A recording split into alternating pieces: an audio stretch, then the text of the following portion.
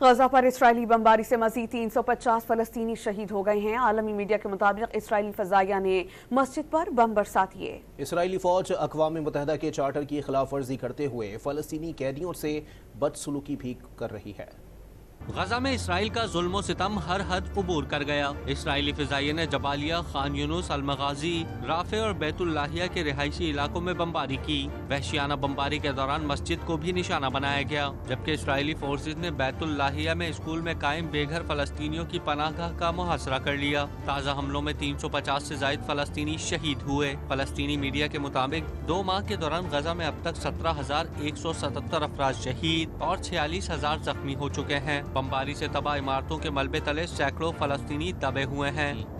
Gaza city میں 52,000 مکانات مکمل اور 2,500 سے زائد مکانات جزوی تباہ ہوئے۔ غزہ پر وحشیانہ بمباری کے ساتھ اسرائیلی فوج کی طرف سے جنگی جرائم کا سلسلہ بھی جاری ہے۔ غیر ملکی میڈیا کے مطابق اسرائیلی فوج نے غزہ کے عام فلسطینیوں کو گرفتار کیا اور انہیں بے لباس کر کے زمین پر بٹھا دیا۔ اسرائیلی فوج نے دعویٰ کیا کہ گرفتار افراد جنگجو اور حماس کے حامی ہیں۔ انسانی حقوق کے مبصرین نے جنگی قیدیوں کی توہین کو عالمی انسانی چارٹر کی خلاف ورزی قرار دیا ہے۔